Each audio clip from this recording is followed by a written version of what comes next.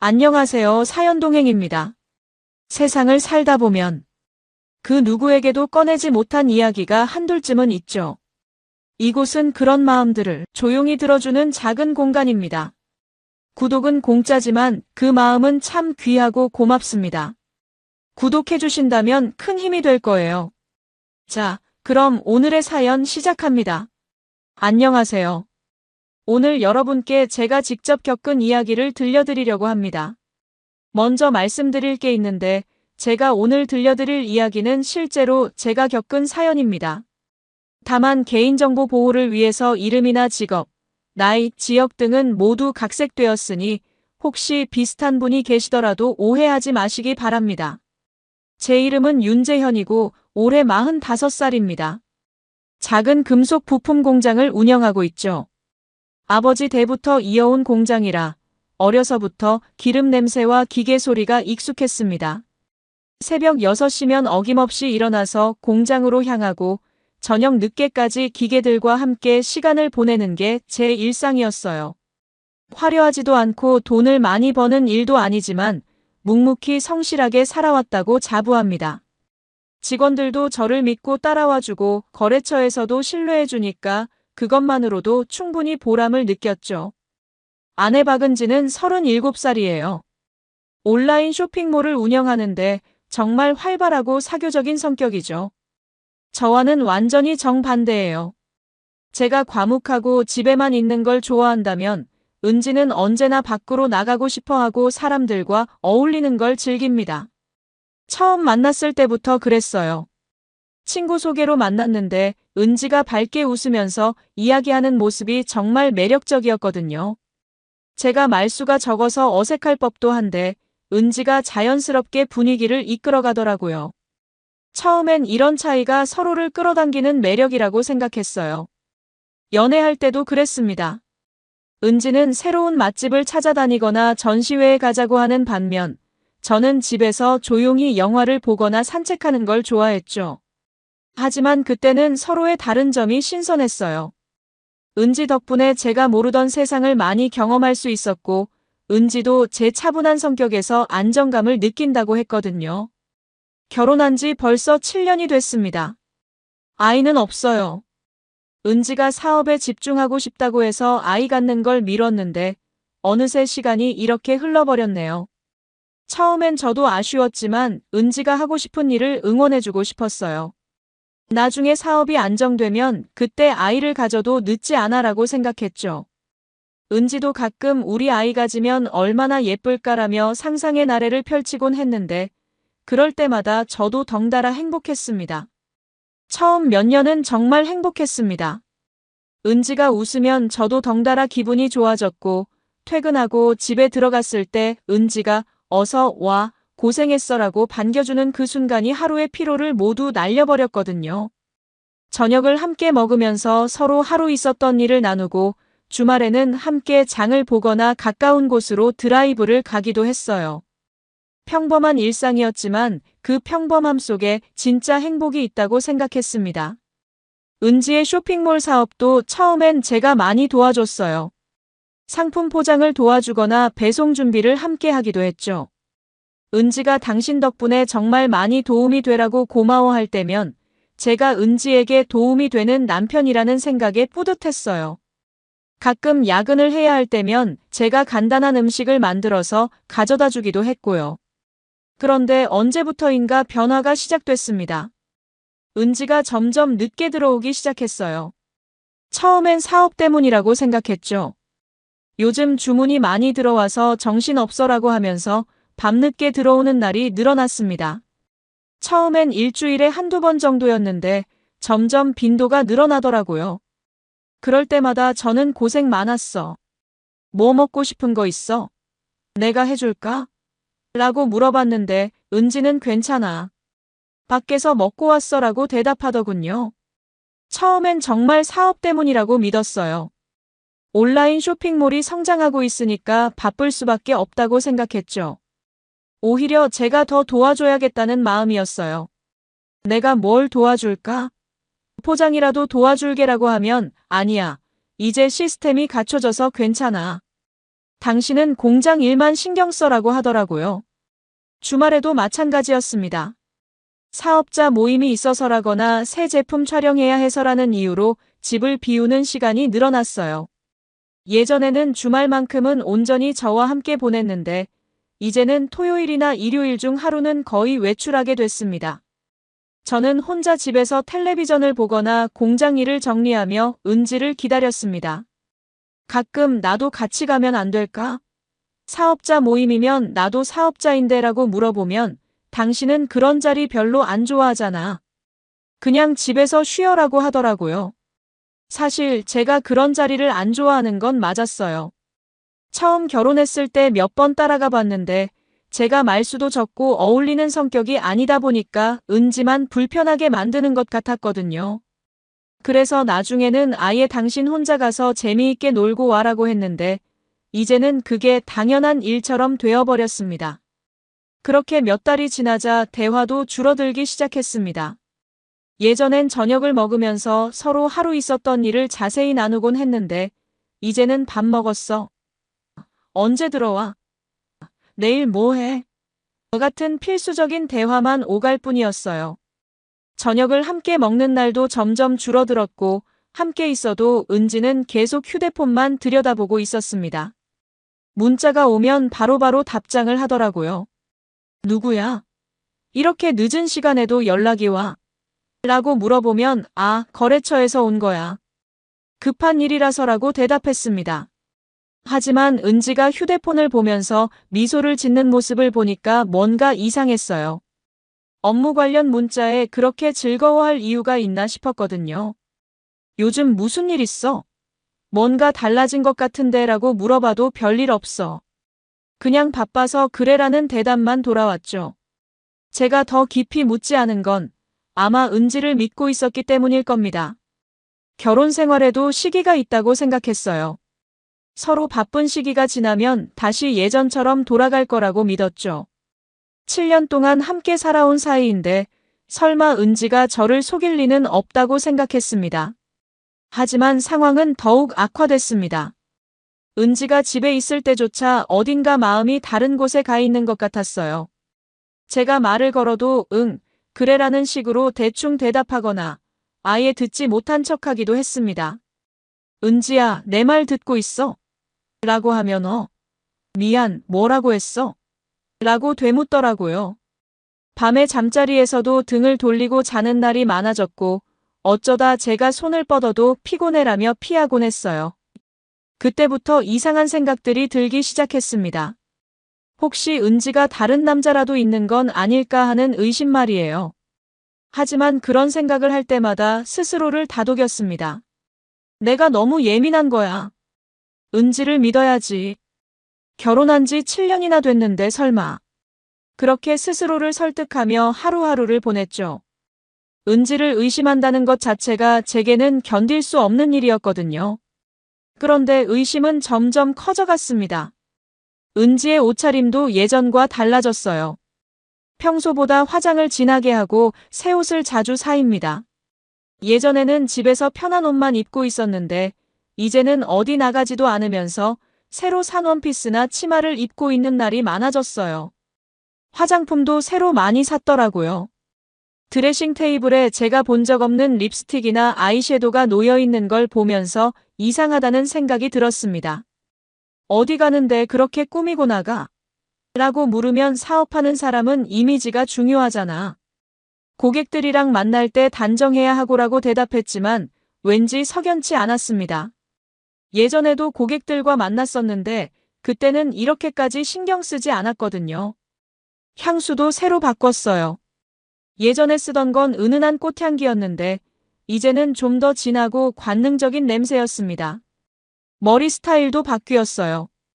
평소에는 그냥 묶고 다니거나 간단하게 말았는데 어느 날부터는 미용실에 자주 가기 시작했습니다. 왜 이렇게 자주 미용실에 가?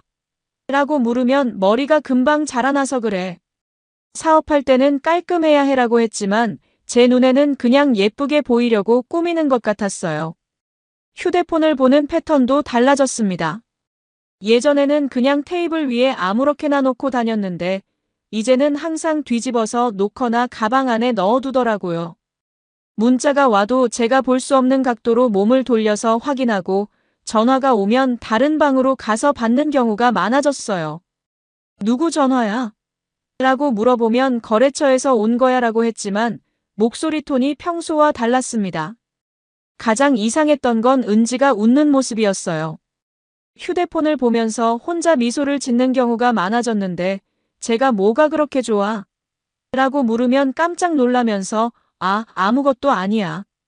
그냥 재미있는 기사를 봤어 라고 대답했습니다. 하지만 그 미소는 단순히 기사를 보고 짓는 웃음이 아니었어요. 뭔가 설레는 것 같은, 행복해하는 것 같은 그런 표정이었거든요. 그렇게 몇 개월을 더 보내던 어느 날 저녁이었습니다. 그날은 특히 은지가 늦게 들어왔어요.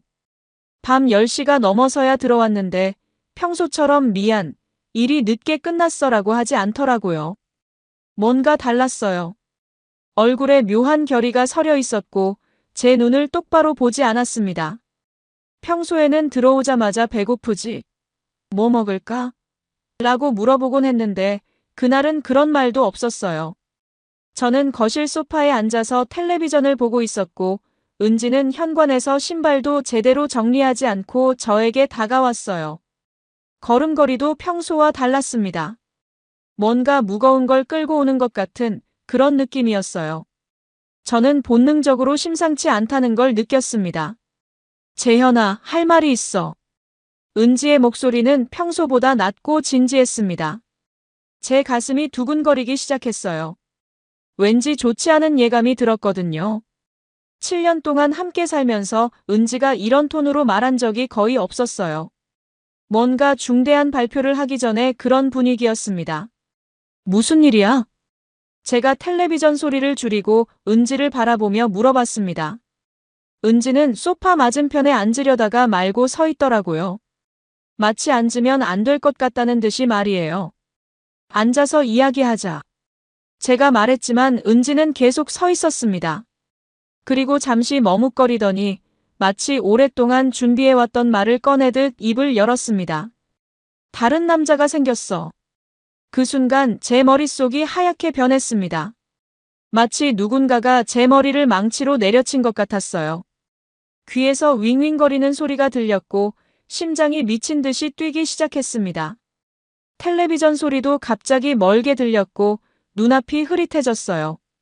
하지만 은지는 거기서 멈추지 않았습니다. 이혼해줘. 담담했습니다. 마치 오늘 저녁 메뉴를 정하는 것처럼 내일 날씨를 얘기하는 것처럼 담담하게 말하더라고요. 제가 얼마나 충격을 받고 있는지 지금 제 마음이 어떤 상태인지는 전혀 상관없다는 듯이 말이에요. 그 순간 저는 진짜 현실감을 잃었습니다. 이게 꿈인지 현실인지 구분이 안 됐어요. 뭐라고? 제가 겨우 입을 열어 물었지만 목소리가 제대로 나오지 않았습니다. 목이 말라서 갈라지는 소리만 났어요. 은지는 그제서야 소파에 앉았습니다. 하지만 제 옆이 아니라 맞은편 소파에 앉더라고요. 재현아, 나 이제 다른 사람 만나고 있어. 그 사람과 새로운 인생을 시작하고 싶어. 그러니까 우리 깔끔하게 정리하자. 깔끔하게 정리하자고요. 7년의 결혼 생활을, 제가 은지를 위해 쏟았던 모든 마음과 시간을, 함께 꿨던 꿈들을 그렇게 간단히 정리하자는 거였어요. 마치 쓰던 물건을 버리는 것처럼 그렇게 쉽게 말하더라고요. 제 입에서는 계속 왜? 라는 말만 나왔습니다. 왜 갑자기 이런 말을 해? 우리 사이에 무슨 문제라도 있었어? 내가 뭘 잘못했어?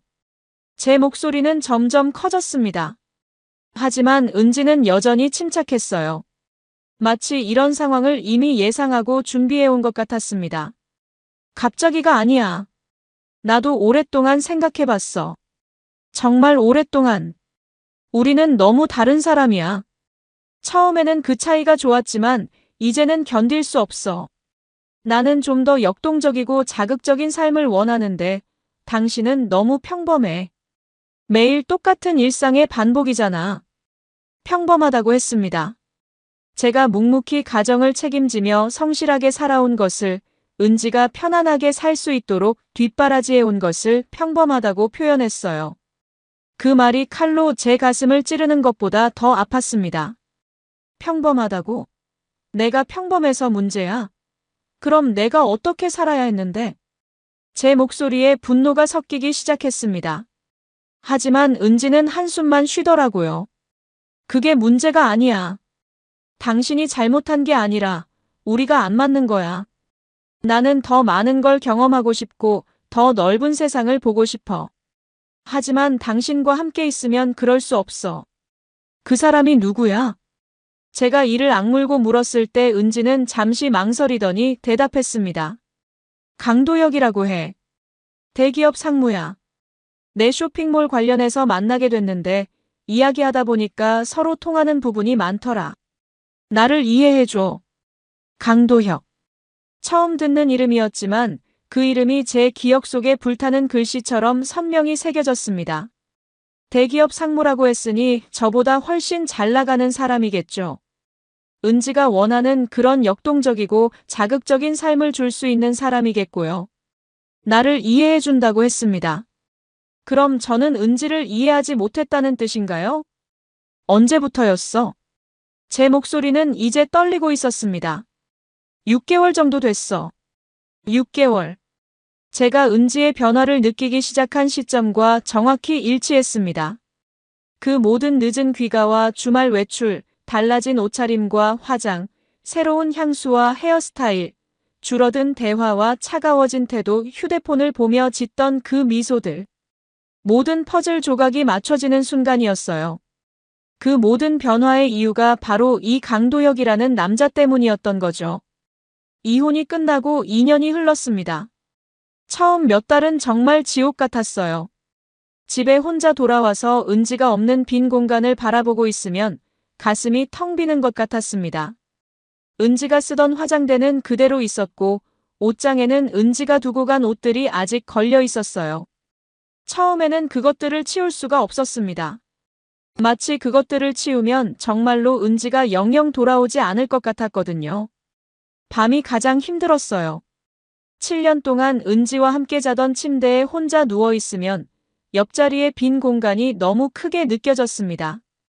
은지가 좋아했던 드라마가 텔레비전에 나오거나 함께 자주 갔던 식당 앞을 지날 때마다 괜히 마음이 아파왔어요. 마트에서 장을 볼 때도 습관적으로 은지가 좋아하던 과일이나 반찬을 집으려다가 멈추곤 했습니다. 친구들이 술자리에 불러도 나가기 싫었어요. 사람들과 어울려 있으면 괜찮을 줄 알았는데 오히려 더 외로웠거든요. 다들 가족 얘기하고 아내 자랑하는데 저만 혼자 조용히 술잔만 기울이고 있는 제 모습이 너무 초라했습니다. 그래서 몇 번 나가다가 아예 거절하기 시작했어요. 공장 일에만 매달렸습니다. 새벽 5시에 일어나서 밤 10시까지 공장에서 지냈어요. 기계 돌아가는 소리와 함께 지내다 보니 어느 정도는 마음이 안정되는 것 같았습니다. 일에 집중하고 있을 때만큼은 은지 생각이 나지 않았거든요. 직원들도 제 상황을 알고 있어서 특별히 신경 써주려고 했지만 저는 그냥 일에만 집중하겠다고 말했습니다. 사장님, 너무 무리하지 마세요. 건강이 우선이에요. 격리를 담당하는 김 대리가 걱정스럽게 말했어요. 제가 요즘 식사도 제대로 안 하고 살이 많이 빠진 걸 보고 하는 말이었죠. 괜찮아. 일이 바쁜 시기라서 그래. 하지만 사실 바쁜 건 핑계였어요. 그냥 혼자 있는 시간이 견디기 힘들어서 일에 매달리고 있었던 거죠. 주변 사람들이 정말 많이 걱정했어요. 고등학교 동창인 민수는 거의 매주 연락해서 안부를 물어봤고 가끔 강제로 끌고 나가서 술을 먹이곤 했습니다. 재현아, 이제 그만 털고 일어서야지. 그런 여자 때문에 내가 이렇게 되면 안 돼. 알고 있어. 시간이 좀 더 필요해. 시간이 약이라고 하지만 너무 오래 끌면 안 좋아. 좋은 사람 소개해줄까? 내 회사에 괜찮은 여자 후배가 있는데. 아직은 그럴 생각 없어. 언제까지 그러고 있을 거야? 인생이 얼마나 남았다고. 넌 이제 새로 시작해야 해. 민수 말이 맞다는 걸 머리로는 알고 있었어요. 하지만 마음이 따라주지 않았습니다. 은지에게 받은 상처가 아직 아물지 않았고 다른 여자를 만날 생각을 하면 왠지 두려워졌어요. 또 배신당하면 어떻게 하나 하는 생각이 들었거든요. 한번 믿고 살았던 사람에게 그렇게 배신당하고 나니까 다른 사람을 믿는다는 게 무서웠습니다. 어머니도 자주 전화를 하셨어요. 일주일에 한 번은 꼭 안부를 물어보시고 가끔 집에 반찬을 가져다 주시기도 했어요. 재현아, 엄마가 괜찮은 처자 하나 알고 있는데 한번 만나볼래? 나이도 적당하고 성격도 좋아. 엄마, 저는 아직 그럴 때가 아닌 것 같아요. 언제까지 혼자 살 생각이니? 그런 여자 때문에 내 인생을 망치면 안 돼. 엄마가 처음부터 그 여자가 못마땅했잖니. 어머니는 은지를 처음부터 못마땅해 하셨어요. 너무 화려하고 들뜬 것 같다고 집안일보다는 밖에 나가는 걸 좋아한다고 하셨는데 결국 어머니 말이 맞았던 거죠. 하지만 그때는 어머니가 너무 보수적이시라고 생각했었는데 이제 와서 생각해보니 어머니의 눈이 정확했던 것 같아요. 아직 마음의 준비가 안 됐어요. 조금 더 시간을 주세요. 알겠다. 하지만 너무 오래 끌지는 마라. 사람은 혼자 사는 게 아니야. 그렇게 6개월이 지났을 때 조금씩 마음이 안정되기 시작했어요. 더 이상 은지가 쓰던 물건들을 보고 울지 않았고 혼자 밥을 먹는 것도 익숙해졌습니다. 은지와 함께 갔던 장소들을 지나가도 예전처럼 가슴이 아프지 않았어요. 오히려 그때가 있었구나 하는 정도의 담담한 마음이었습니다. 1년이 지나자 생활 패턴도 완전히 바뀌었어요. 혼자 사는 것에 맞춰서 집안 구조도 조금씩 바꿨습니다. 은지가 쓰던 화장대는 치웠고 옷장도 정리했어요. 은지 물건들을 모두 박스에 담아서 창고에 넣어뒀죠. 처음에는 버리려고 했는데 막상 버리려니까 그것도 쉽지 않더라고요. 공장 일도 점점 안정됐습니다. 이혼 초기에는 일에 집중하기 힘들어서 실수도 많이 했는데 이제는 오히려 예전보다 더 체계적으로 관리하게 됐어요. 새로운 거래처도 몇 군데 확보했고 직원들과의 관계도 더 좋아졌습니다. 사장님, 요즘 많이 안정되신 것 같아요. 막내 직원인 수정이가 어느 날 그런 말을 했어요. 그래? 뭔가 달라 보여. 예전에는 항상 뭔가 무거워 보이셨는데 요즘은 자연스러워 보이세요. 웃는 일도 많아지시고. 그 말을 듣고 보니 정말 그런 것 같았어요. 거울을 봐도 예전처럼 어둡고 우울한 표정이 아니라 평온한 모습이었거든요. 여전히 외롭긴 했지만 그 외로움이 견딜 수 없을 정도는 아니었어요. 2년째 되는 해부터는 새로운 취미도 생겼습니다. 주말에는 등산을 다니기 시작했어요. 처음에는 혼자 가까운 동네 뒷산에 올라갔는데 점점 멀리 있는 산들도 가보게 됐습니다. 산에 올라가서 맑은 공기를 마시고 경치를 보고 있으면 마음이 한결 가벼워졌어요. 세상이 넓다는 걸 새삼 느꼈고 제 고민이 그렇게 크지 않다는 생각도 들었습니다. 가끔 같이 등산하는 사람들과 인사를 나누기도 했지만 깊은 관계로 발전시키지는 않았습니다. 그냥 산에서 만나면 반갑게 인사하고 간단한 대화를 나누는 정도였어요. 그 정도의 관계가 제게는 적당했습니다. 그런데 이상했어요. 가끔씩 은지 생각이 날 때가 있었는데 이제는 미운 마음보다는 그냥 허전한 마음이 더 컸습니다. 7년 동안 함께 살았던 사람이니까 아무래도 완전히 잊을 수는 없는 거겠죠. 하지만 다시 만나고 싶다거나 복수하고 싶다는 마음은 전혀 없었어요. 그냥 지나간 일로 정리하고 싶었습니다. 은지와 그 강도혁이라는 남자 소식은 전혀 들리지 않았어요. 아마 잘 지내고 있겠죠. 처음에는 그들이 어떻게 지내는지 궁금했지만 시간이 지나면서 그런 궁금증도 사라졌습니다. 알고 싶지도 않았고 알 필요도 없다고 생각했어요. 제 마음도 많이 안정됐어요. 더 이상 은지를 그리워하지도 않았고 밤에 혼자 술을 마시며 우울해하지도 않았습니다. 오히려 혼자 사는 것이 편안하다는 생각이 들기 시작했어요. 아무에게도 신경 쓸 필요 없이 제가 하고 싶은 대로 살 수 있으니까요. 이혼 당시에는 상상도 못했던 일이었는데 이제는 정말 그런 마음이었습니다. 그렇게 평온한 일상이 계속될 줄 알았습니다. 이제는 완전히 새로운 인생을 시작했다고 생각했어요. 은지라는 사람은 제 인생에서 완전히 지나간 과거가 되었고, 저는 혼자서도 충분히 행복할 수 있다는 걸 깨달았습니다. 혹시 좋은 인연이 있으면 그때 다시 생각해봐도 늦지 않다고 여유롭게 생각하고 있었어요. 그런데 지난주 수요일 밤이었습니다. 공장에서 늦게까지 일을 하고 집에 돌아온 게 밤 11시쯤이었어요. 평소보다 조금 늦은 시간이었는데 집 앞 골목에 들어서는 순간 이상한 기분이 들었습니다. 뭔가 평소와 다른 분위기였거든요. 가로등 불빛이 평소보다 어둡게 느껴졌고 주변이 너무 조용했어요.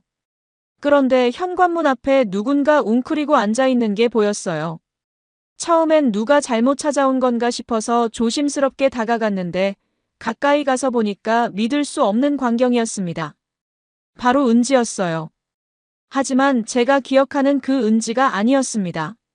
머리는 헝클어져 있었고 옷은 더럽고 찢어진 곳도 있었어요. 얼굴은 야위어서 광대뼈가 도드라져 보였고 눈가에는 다크서클이 짙게 깔려 있었습니다. 마치 며칠 동안 제대로 씻지도 못하고 잠도 못 잔 것 같은 모습이었어요. 예전에 그렇게 화려하고 자신감 넘치던 은지의 모습은 전혀 찾아볼 수 없었습니다. 은지.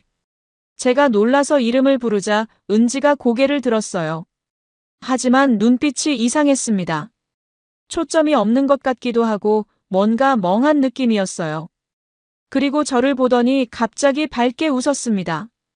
하지만 그 웃음도 어딘가 어색하고 부자연스러웠어요. 여보, 드디어 왔구나. 나 너무 보고 싶었어. 은지가 벌떡 일어서면서 저에게 달려왔어요. 그 순간 저는 본능적으로 한 걸음 뒤로 물러섰습니다.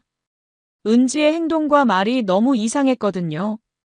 우리는 이미 2년 전에 이혼했는데 마치 어제 헤어진 부부처럼 행동하고 있었어요. 우리 집에 들어가자. 나 정말 피곤해. 은지가 현관문 비밀번호를 누르려고 하는 걸 보고 깜짝 놀랐습니다. 이혼하고 나서 비밀번호를 바꿨는데 은지가 어떻게 알고 있는 거죠? 하지만 은지는 예전 번호를 누르고 있었어요. 은지야, 잠깐. 뭐 하는 거야? 제가 은지의 손을 잡고 말했습니다. 은지의 손이 너무 차갑고 거칠어져 있는 걸 느꼈어요. 예전에는 그렇게 부드럽고 따뜻했는데 말이죠. 집에 들어가려고 하는 거야. 왜 그래? 빨리 들어가자. 은지는 여전히 웃고 있었지만 그 웃음 뒤에 뭔가 절망적인 게 숨어 있는 것 같았어요. 그리고 제 팔을 붙잡으면서 간절하게 말했습니다. 여보, 내가 얼마나 힘들었는지 알아? 나 정말 많이 보고 싶었어. 우리 이제 예전처럼 지내자. 예전처럼 지내자고요? 저는 정말 어리둥절했습니다. 은지가 지금 무슨 말을 하는 건지 이해할 수 없었어요. 2년 전에 다른 남자를 만난다고 하면서 냉정하게 이혼을 요구했던 그 은지가 맞나 싶었습니다. 은지야, 정신 차려. 우리는 이미 이혼했잖아. 제가 차분하게 말했지만 은지는 고개를 저으면서 웃었어요. 무슨 소리야? 우리가 언제 이혼했어? 농담하지 마. 나는 당신의 아내야. 그 순간 저는 은지에게 무슨 일이 있었는지 궁금해졌습니다. 왜 이런 상태가 된 건지, 그 강도혁이라는 남자는 어디 있는 건지, 도대체 무슨 일이 벌어진 건지 알고 싶었어요. 은지야, 도혁이는 어디 있어? 그 사람이랑 함께 있는 거 아니야? 제가 강도혁 이름을 언급하자 은지의 표정이 순간 굳어졌어요. 하지만 금세 다시 웃으면서 말했습니다. 도혁이가 누구야? 나는 그런 사람 몰라. 내가 왜 다른 남자를 알겠어? 나는 당신 아내야. 완전히 부정하고 있었어요. 마치 강도혁이라는 사람이 존재하지 않는 것처럼 이혼이라는 사실도 없었던 것처럼 말하고 있었습니다. 이상했어요. 은지가 거짓말을 하는 건지 아니면 정말로 기억을 잃은 건지 판단할 수 없었습니다. 은지야, 우리 병원에 가자. 너 지금 상태가 이상해. 병원? 왜 병원에 가야 해? 나는 멀쩡해. 그냥 피곤할 뿐이야. 우리 집에 들어가서 쉬자. 은지는 계속 집에 들어가려고 했어요. 마치 이곳이 여전히 자신의 집인 것처럼 당연하게 행동했습니다. 저는 정말 당황스러웠어요. 이 상황을 어떻게 처리해야 할지 몰랐거든요. 은지야, 여기는 이제 내 집이 아니야. 너는 다른 곳에서 살고 있잖아. 무슨 소리야? 여기가 우리 집이야. 내가 7년 동안 살던 집인데 왜 내 집이 아니야? 은지의 목소리가 점점 커졌어요. 그리고 불안해하는 기색이 역력했습니다. 마치 자신이 알고 있는 세상과 현실 사이에 괴리가 있다는 걸 어렴풋이 느끼고 있는 것 같았어요. 저는 어쩔 수 없이 은지를 집 안으로 들여보냈습니다. 밖에서 이런 상태로 계속 있게 할 수는 없었거든요. 은지는 집에 들어오자마자 안도의 한숨을 쉬었어요. 역시 집이 최고야. 나 정말 오고 싶었어. 그리고 자연스럽게 거실 소파에 앉더니 마치 아무 일도 없었던 것처럼 말했습니다. 여보, 배고프지 않아? 내가 뭐 해줄까? 아, 그런데 냉장고에 뭐가 있지? 은지가 냉장고를 열어보려고 하는 걸 보면서 저는 정말 혼란스러웠어요. 이 사람이 정말 제가 알던 은지가 맞나 싶었습니다. 2년 전 그렇게 차갑게 떠났던 사람이 맞나 하는 의구심이 들었어요. 은지야, 너 정말 아무것도 기억 안 나? 우리가 이혼한 것도, 도혁이란 사람도. 제가 다시 한번 물어봤지만 은지는 고개를 저으며 답했습니다. 왜 자꾸 이상한 말을 해? 나는 당신밖에 몰라. 다른 남자가 누구야? 그리고 우리가 왜 이혼해? 우리는 행복한 부부잖아. 행복한 부부라고 했습니다. 이혼하기 전 몇 개월 동안 그렇게 차가웠던 은지가, 다른 남자 때문에 저를 떠났던 은지가 지금은 행복한 부부였다고 말하고 있었어요. 그날 밤 저는 잠을 이룰 수 없었습니다. 은지는 예전에 쓰던 침실에서 자겠다고 했고 저는 거실에서 밤을 새웠어요. 도대체 은지에게 무슨 일이 일어난 건지, 정말로 기억을 잃은 건지, 아니면 다른 이유가 있는 건지 알 수 없었습니다. 다음 날 아침, 은지는 마치 아무 일도 없었던 것처럼 일어나서 아침 준비를 하려고 했어요. 저는 밤새 고민한 끝에 은지를 설득해서 병원에 가자고 했습니다. 다행히 은지는 그래, 몸이 좀 안 좋긴 해라면서 순순히 따라왔어요. 병원에서 검사를 받은 결과 의사는 은지가 사고로 인한 뇌진탕을 겪었고 그로 인해 일시적인 기억 상실 증상이 나타날 수 있다고 설명했습니다. 특히 스트레스가 심한 상황에서는 더욱 심해질 수 있다고 했어요. 언제쯤 기억이 돌아올까요? 제가 물어보자 의사는 고개를 저었습니다. 확실하지는 않습니다. 며칠 안에 돌아올 수도 있고 몇 달이 걸릴 수도 있어요. 환자의 상태에 따라 다릅니다. 지금은 안정을 취하는 게 가장 중요해요. 병원에서 돌아온 후 저는 정말 어떻게 해야 할지 몰랐습니다. 은지를 그냥 내보낼 수도 없고 그렇다고 계속 함께 살 수도 없는 노릇이었어요. 하지만 은지의 상태를 보니 당장은 혼자 두기 어려웠습니다. 은지는 집에서 마치 아무것도 변하지 않은 것처럼 행동했어요. 예전에 하던 대로 집안일을 하려고 하고 저에게 오늘 저녁 뭐 먹고 싶어? 라고 물어보기도 했습니다. 너무 자연스러워서 오히려 제가 혼란스러웠어요. 은지야, 너 정말 아무것도 기억 안 나? 무엇을 기억해야 하는데? 나는 당신과 결혼해서 행복하게 살고 있잖아. 은지는 정말로 2년 전의 기억이 완전히 사라진 것 같았어요.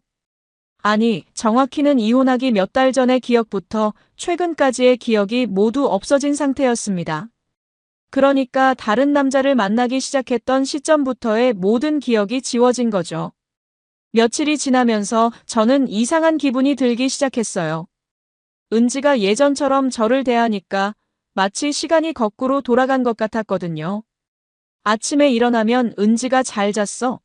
라고 물어보고 제가 공장에 갈 때는 조심해서 다녀와라고 인사해줬어요. 하지만 동시에 복잡한 마음이었습니다. 이 모든 게 진짜일까 하는 의구심이 들었거든요. 은지가 정말로 기억을 잃은 건지 아니면 다른 이유로 이런 연기를 하는 건지 확신할 수 없었어요. 은지야, 도혁이란 이름 정말 모르겠어? 제가 가끔 시험 삼아 물어보면 은지는 항상 같은 대답을 했어요. 그게 누구야? 나는 그런 사람 몰라. 왜 자꾸 다른 남자 이름을 말해? 그리고 조금 서운한 표정을 지으면서 말했습니다. 당신이 나를 의심하는 거야? 내가 다른 남자를 만날 것 같아? 그럴 때마다 저는 말문이 막혔어요.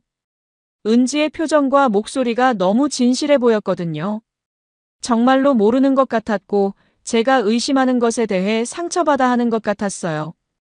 일주일이 지나자 주변 사람들도 알게 됐습니다. 민수가 우연히 집에 들렀다가 은지를 보고 깜짝 놀랐어요. 재현아, 이게 무슨 일이야? 은지가 왜 여기 있어? 저는 민수에게 상황을 설명했습니다. 은지가 기억을 잃고 돌아왔다는 것, 이혼 사실을 전혀 기억하지 못한다는 건 말이에요. 그럼 지금 너희가 다시 함께 사는 거야? 그런 게 아니야. 그냥 은지 상태가 안 좋아서 임시로 돌봐주는 거야. 하지만 민수는 제 말을 믿지 않는 것 같았어요. 재현아, 솔직히 말해. 너 은지가 돌아와서 기쁘지? 그 질문에 저는 대답할 수 없었습니다. 기쁘다고도 할 수 없고 기쁘지 않다고도 할 수 없었거든요. 복잡한 감정이었어요. 은지도 민수를 보고 반갑게 인사했어요. 민수야, 오랜만이다. 어떻게 지내? 마치 어제 본 사이처럼 자연스럽게 말하더라고요. 민수는 당황한 표정으로 저를 쳐다봤어요. 은지야, 너 정말 아무것도 기억 안 나? 뭘 기억해야 하는데? 나는 잘 지내고 있어. 그날 밤 민수가 저를 따로 불러서 말했어요. 재현아, 이상하지 않아? 너무 완벽하게 기억을 잃었다는 게 말이 돼? 하필 이혼 관련 기억만 쏙 빠진 거야? 민수의 말에 일리가 있었어요. 너무 선택적으로 기억을 잃은 게 아닌가 하는 생각이 들었습니다. 하지만 의사는 그런 경우도 있다고 했었어요. 의사가 스트레스가 심한 기억은 선택적으로 잃을 수 있다고 했어. 그렇다고 하더라도 조심해야 해. 혹시 다른 의도가 있는 건 아닐까? 민수의 경고는 제 마음 한구석에 의구심을 남겼습니다. 하지만 은지를 보고 있으면 그런 의구심이 사라졌어요. 너무 자연스럽고 진실해 보였거든요.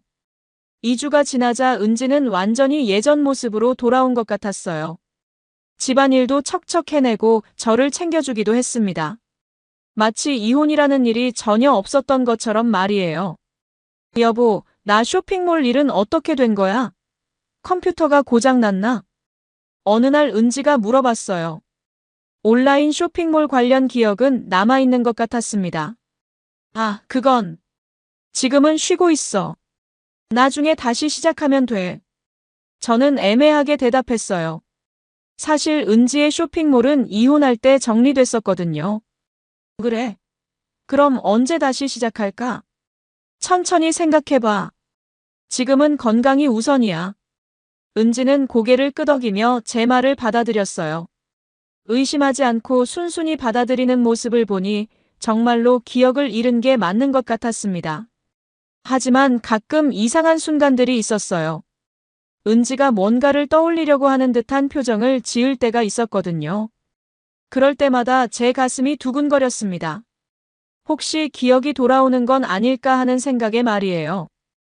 은지는 치료를 받으면서 조금씩 기억의 조각들을 되찾기 시작했습니다. 하지만 완전히 돌아오지는 않았어요. 가끔 갑자기 머리를 감싸쥐고 아파하면서 뭔가를 떠올리려고 하는 모습을 보였습니다. 아야, 머리가 너무 아파. 어느 날 저녁, 은지가 갑자기 고통스러워했어요. 괜찮아? 약 먹을까? 아니야, 잠깐만. 뭔가 떠오르는 것 같아. 은지가 눈을 감고 이마를 짚더니 중얼거리기 시작했어요. 차가 너무 빨라. 그리고 술 냄새가. 제 심장이 쿵 내려앉았습니다. 혹시 사고 당시의 기억이 돌아오는 건 아닐까요? 은지야, 무슨 생각나는 게 있어?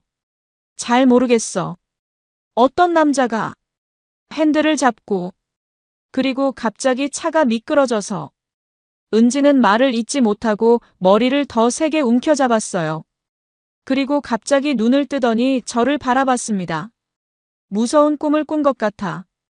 당신이 아닌 다른 남자와 차를 타고 있는데 그 남자가 술을 마시고 운전을 하더라. 꿈이라고 했습니다.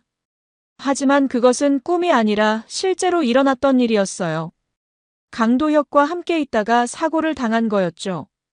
어떤 남자였어? 제가 조심스럽게 물어보자 은지는 고개를 저었어요. 잘 모르겠어. 얼굴이 잘 안 보여. 그냥 무서웠어. 차가 갑자기 흔들리더니 어딘가에 부딪혔어. 그 이후로 은지는 가끔씩 그런 증상을 보였어요. 갑자기 머리가 아프다고 하면서 단편적인 기억들을 떠올리곤 했죠. 하지만 완전한 기억은 돌아오지 않았습니다. 며칠이 지나자 은지는 조금 더 구체적인 기억을 되찾기 시작했어요. 재현아, 나 뭔가 기억나는 게 있어. 어느 날 은지가 심각한 표정으로 말했어요. 도혁이란 사람. 정말 있었던 것 같아. 제 가슴이 두근거렸습니다. 드디어 기억이 돌아오기 시작하는 건가요? 어떤 기억이야? 잘 모르겠어. 그냥 그런 이름의 남자가 있었던 것 같아. 그리고 내가 그 사람과 은지는 말을 잇지 못하고 머리를 감추어요. 아직 확실하지 않아. 마치 다른 사람의 기억을 보는 것 같아. 저는 복잡한 마음이었어요. 한편으로는 은지가 진실을 깨달았으면 좋겠다는 생각이 들었고 다른 한편으로는 이대로 기억하지 못했으면 하는 마음도 있었거든요. 일주일이 더 지나자 은지의 기억이 더욱 선명해졌어요. 재현아, 나 당신한테 정말 나쁜 짓을 했던 것 같아.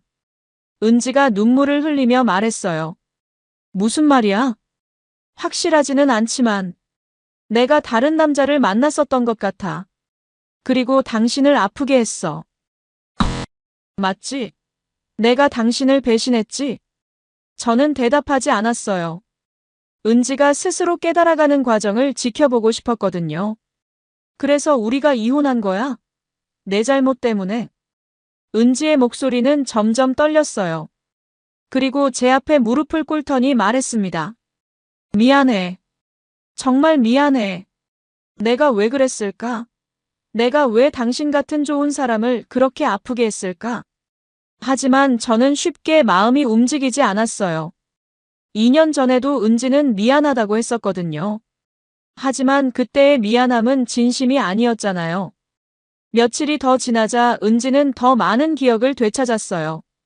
그리고 어느 날 충격적인 사실을 털어놓았습니다. 재현아, 사실은 기억이 거의 다 돌아왔어. 뭐라고? 며칠 전부터 거의 다 기억나기 시작했어. 하지만 말할 수가 없었어. 저는 믿을 수 없었어요. 그럼 최근에 은지가 보인 뉘우치는 모습들이 모두 연기였단 말인가요? 왜 말하지 않았어? 무서웠어. 당신이 확실히 나를 내쫓을까봐. 은지는 눈물을 흘리면서 계속 말했어요. 도혁이는 사고 후에 날 완전히 버렸어. 병원비도 안 내고 그냥 사라져버렸어. 나 혼자 병원에서 깨어났을 때 정말 절망적이었어.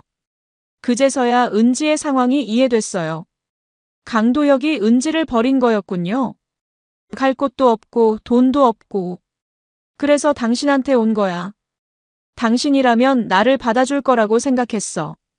그래서 기억을 잃은 척한 거야. 처음에는 정말 기억이 안 났어. 하지만 점점 돌아오기 시작했는데 말할 수가 없었어. 은지가 제 손을 붙잡으면서 간절하게 말했어요. 하지만 당신과 다시 지내면서 내가 얼마나 바보 같은 짓을 했는지 깨달았어. 당신이 얼마나 좋은 사람인지도. 은지야, 넌 또 나를 속인 거야. 아니야. 뉘우치는 마음은 진짜야. 하지만 저는 더 이상 은지를 믿을 수 없었어요. 너무 많이 속았거든요. 2년 전에도 미안하다고 했잖아. 하지만 그때도 진심이 아니었어. 은지는 할 말이 없었어요.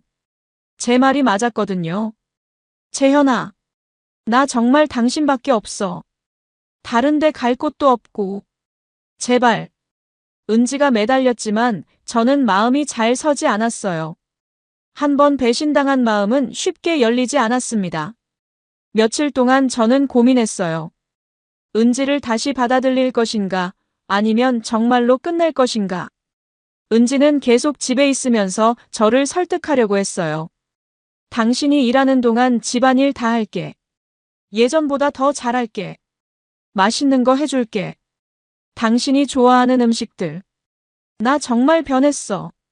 이제 밖에 나가고 싶지도 않아. 하지만 저는 은지의 말을 믿을 수 없었어요. 너무 많이 속았거든요. 그러던 어느 날, 저는 결정적인 증거를 발견했습니다. 은지가 사고 당시 상황을 좀 더 자세히 기억해내기 시작한 거예요. 재현아. 그때 도혁이가 술을 마시고 운전했어. 뭐라고? 음주운전이었어. 그리고 사고 난 후에 나를 그냥 두고 도망갔어. 저는 깜짝 놀랐어요. 음주운전에 뺑소니까지. 확실해? 은지가 기억을 되찾았다고 고백한 후 저는 며칠 동안 깊은 고민에 빠졌습니다. 은지를 어떻게 처리해야 할지, 이 상황을 어떻게 마무리해야 할지 결정해야 했거든요. 은지는 매일같이 저에게 매달렸어요. 재현아, 제발 한 번만 더 기회를 줘. 나 정말 변했어. 당신 없이는 살 수 없어. 제발. 하지만 저는 이미 마음을 정했어요. 이번 기회에 모든 걸 완전히 정리하겠다고 말이에요. 며칠 후, 저는 은지에게서 더 중요한 정보를 얻어냈습니다. 은지야, 그날 사고에 대해서 정확히 기억나는 게 뭐야? 왜 그런 걸 물어봐? 그냥 궁금해서. 은지는 잠시 망설이더니 입을 열었어요. 도혁이가 그날 술을 많이 마셨어. 회식이 있었다고 하면서. 그런데도 운전을 했다고? 응. 내가 대신 운전하겠다고 했는데 자기가 괜찮다고 하면서. 그리고 고속도로에서 갑자기 차가 미끄러지더니 가드레일에 부딪혔어. 그 다음은 깨어나니까 병원이었어. 도혁이는? 은지의 표정이 어두워졌어요. 사라져 있었어. 나중에 알고 보니까 119 신고도 지나가던 다른 사람이 한 거였어. 도혁이는 이미 도망간 후였어. 이 말을 듣는 순간 저는 확신했어요. 강도혁을 제대로 처벌할 수 있겠다고 말이에요. 확실해? 도혁이가 음주운전을 했고 사고 후에 도망갔다는 게 확실해. 그때 일은 생생하게 기억나. 다음 날 저는 바로 변호사 사무실로 향했습니다. 강도혁을 음주운전과 뺑소니로 고발하고 싶습니다. 변호사는 제 이야기를 들은 후 고개를 끄덕였어요. 피해자의 증언이 있다면 충분히 가능합니다. 하지만 시간이 좀 지났으니까 추가 증거가 필요할 수도 있어요. 어떤 증거요? 당시 병원 기록, 사고 현장 조사 기록, 가능하다면 목격자 진술 같은 것들이요. 알겠습니다. 준비해 보겠습니다. 그런데 윤 대표님, 부인과는 어떻게 하실 건가요? 상간자 소송도 다시 진행하겠습니다. 변호사는 놀란 표정을 지었어요. 부인이 그렇게 뉘우치고 있는데도요? 한 번 속인 사람을 어떻게 믿습니까? 게다가 이번에도 기억을 잃은 척하면서 저를 속였어요. 집에 돌아와서 은지에게 말했어요. 은지야, 내가 도혁이를 고발할 거야. 은지의 얼굴이 창백해졌어요. 무슨 소리야? 음주운전과 뺑소니로. 내가 증언해줘야 해. 재현아. 그러면 나도 문제가 될 수 있어. 왜? 내가 그 사람과 함께 있었으니까. 불륜 관계였다는 게 더 확실해지잖아. 은지는 제 계획을 눈치챈 것 같았어요. 혹시 나도 다시 고발할 생각이야? 저는 침묵했습니다. 그 침묵이 답이었죠. 재현아, 제발. 내가 증언도 해줄 테니까 나는 용서해줘. 용서? 저는 차갑게 웃었어요. 은지야, 넌 아직도 모르는구나. 용서는 진심으로 뉘우치는 사람에게 하는 거야. 넌 단지 갈 곳이 없어서 나한테 매달리고 있는 것뿐이잖아. 아니야. 나 정말 뉘우치고 있어. 그럼 왜 기억을 잃은 척했어? 그것도 거짓말이잖아. 은지는 할 말이 없었어요. 며칠 후 경찰서에서 연락이 왔습니다. 강도혁을 조사하고 있으니 은지와 함께 와서 진술해달라는 것이었어요. 경찰서에서 은지는 당시 상황을 자세히 진술했습니다. 강도혁이 술을 마시고 운전했다는 것, 사고 후에 자신을 버리고 도망갔다는 것까지 모두 말했어요. 피해자분, 가해자가 음주 상태였다는 걸 어떻게 아셨나요? 술 냄새가 심하게 났어요. 그리고 비틀거리면서 걸었고, 사고 후에 가해자의 행동은 어땠나요? 의식을 잃고 있는 저를 그냥 두고 사라졌어요. 나중에 깨어나 보니 혼자였어요. 경찰은 은지의 진술을 받아 적으면서 고개를 끄덕였어요. 수사가 진행되면서 추가 증거들도 나왔습니다. 당시 사고 현장 인근 CCTV에 강도혁의 차량이 찍혀 있었고 그가 사고 현장을 떠나는 모습도 확인됐어요. 병원 기록도 은지의 진술과 일치했습니다. 일주일 후 강도혁이 체포됐다는 소식을 들었어요. 음주운전과 뺑소니 혐의였죠. 그 소식을 들은 은지는 복잡한 표정을 지었어요. 이제 됐지? 도혁이도 처벌받게 됐으니까. 우리 이제 정말 새로 시작하자. 하지만 저는 고개를 저었어요. 아직 끝나지 않았어. 뭐가? 상간자 소송. 내일 변호사랑 만나서 진행할 거야. 은지의 얼굴이 절망으로 일그러졌어요. 재현아. 정말로? 정말로 나를 끝까지 벼랑 끝으로 몰아갈 거야? 넌 2년 전에 나를 벼랑 끝으로 몰았잖아. 그때와 지금은 달라. 뭐가 달라? 넌 여전히 거짓말쟁이야. 기억을 잃은 척하면서 나를 속였잖아. 은지는 제 발 앞에 무릎을 꿇었어요. 제발, 제발 용서해줘. 내가 정말 잘못했어. 다시는 그런 일 없을 거야. 일어나. 재현아. 일어나라고 했어. 저는 차갑게 말했어요. 은지야, 이미 늦었어. 넌 너무 많은 선을 넘었어. 그 후 며칠 동안 은지는 계속 저에게 매달렸어요. 하지만 저는 마음을 바꾸지 않았습니다. 상간자 소송이 다시 시작됐고 이번에는 추가 증거들이 더 많았어요. 강도혁의 음주운전 사건으로 인해 둘의 관계가 더욱 명확해졌거든요. 재판 과정에서 은지는 끝까지 뉘우치고 있다. 용서해달라고 호소했지만 법정은 냉정했어요. 이미 확정된 이혼 사건에서 상간자의 책임을 묻는 것이니까 감정은 개입될 여지가 없었죠. 강도혁은 1년 6개월의 실형을 선고받았어요. 음주운전에 뺑소니까지 했으니까 당연한 결과였죠. 상간자 소송에서도 제가 승소했습니다. 모든 재판이 끝난 후 은지가 마지막으로 저를 찾아왔어요. 재현아, 이제 정말 끝인 거야? 응. 나 어떻게 살아가지? 그건 내가 알아서 해야 할 일이야. 갈 곳도 없고 돈도 없어. 2년 전에 너 나갈 때는 그런 걱정 안 했잖아. 은지는 눈물을 흘렸지만 저는 전혀 동정심이 들지 않았어요. 재현아, 마지막으로 한 가지만 물어봐도 돼? 뭐? 혹시 그때 내가 다른 선택을 했다면? 도혁이를 만나지 않았다면? 저는 잠시 생각해보고 대답했어요. 그건 의미 없는 가정이야. 넌 이미 선택했고 그 결과를 받는 거야. 은지야, 사실을 외면한다고 진실이 사라지지는 않아. 넌 끝까지 진실을 외면하려고 했어. 기억을 잃은 척하면서까지. 은지는 더 이상 할 말이 없었어요. 이제 가. 재현아. 가라고 했어. 은지는 결국 고개를 숙이고 돌아섰어요. 그리고 집 밖으로 사라졌습니다. 그 후로 은지는 다시 나타나지 않았어요. 어디서 어떻게 지내는지도 모르겠고 알고 싶지도 않았습니다. 저는 이제 정말로 홀가분했어요. 모든 거짓과 속임수가 끝났고 정의가 실현됐다는 느낌이었습니다. 강도혁은 감옥에 갔고 은지는 모든 걸 잃고 혼자가 됐어요. 며칠 후 공장에서 일을 하고 있는데 직원이 와서 말했어요. 사장님, 밖에 어떤 여자분이 계시는데. 은지야? 네, 그런 것 같아요. 저는 나가보지 않았어요. 다시 오지 말라고 전해줘. 더 이상 할 말도 없고 볼 일도 없다고. 알겠습니다.